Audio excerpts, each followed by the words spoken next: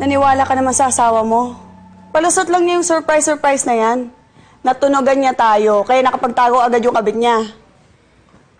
Bes, parang sobrang coincidence naman yun, di ba? Paano mo i-explain yung meron siyang nakahanda na kwintas? O, tas may pangalan ko pa. Ewan ko. Kinukutuban pa rin ako eh. Alam mo, Flor, best friend kita. Pero mas naniniwala ako sa asawa ko.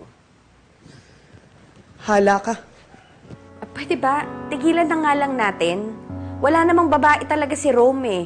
Huwag na natin pag-usapan to, okay? Huwag na natin paabutin sa point na pipili ako between you, na best friend ko, or asawa ko. Alam mo, nagkakaganto lang naman ako eh. Kasi nagmamalasakit ako sa'yo. Ano? Nag-aaway ba kayo ulit? Lourdes, parang hindi na ako kayo nasanay sa dalawang yan. Kung meron akong mag-best friend na aso't pusa, sila ho yun.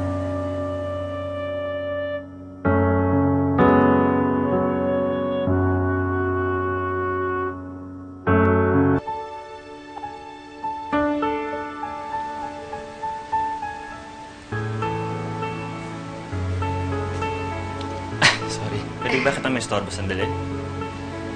Hingi ko lang sana ng despensa yung inasal ni Flor kanina. Wala na yun. Ang mahalaga ngayon, malinaw na sa ating lahat na wala talagang babae si Rome. Bigay niya sa akin. Maganda ba? Ang ganda. It fits you perfectly. Alam mo kung ako rin yung may asawa, bibigyan ko rin ng kasing ganda niyang kwintas na yun yung asawa ko. Nakaka-guilty nga eh. Pagkatapos ko siyang pag-isipan na may ibang babae. Nakakahiya. Nagsiselos ka kasi mahal mo siya. Natatakot kang mawala siya sa'yo. Natatakot kang makakuha siya ng iba.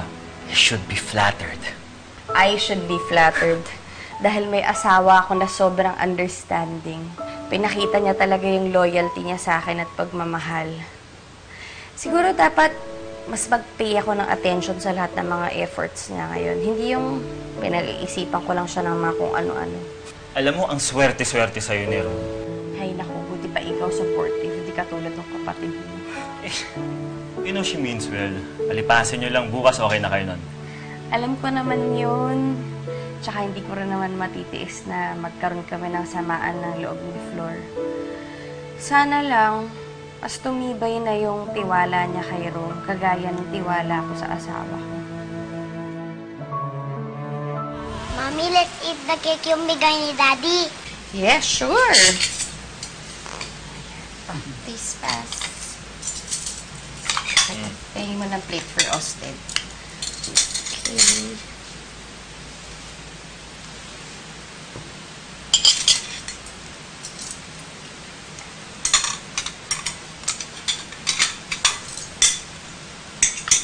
Okay, here you go. Tita Flor, sa'yo mo yung first slice. Thank you for taking care of us na Lola at Mami. You're welcome, Austin.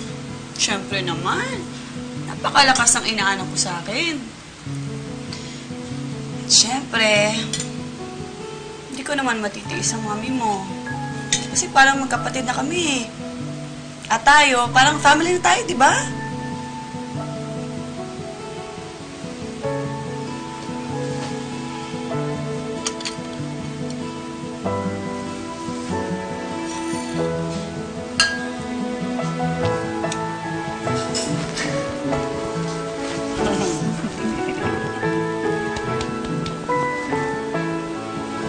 Ang galing-galing naman ni Austin. Biruin mo na pagbatiin mo si Tito Flor at ang mama mo. Oh, high five. High five.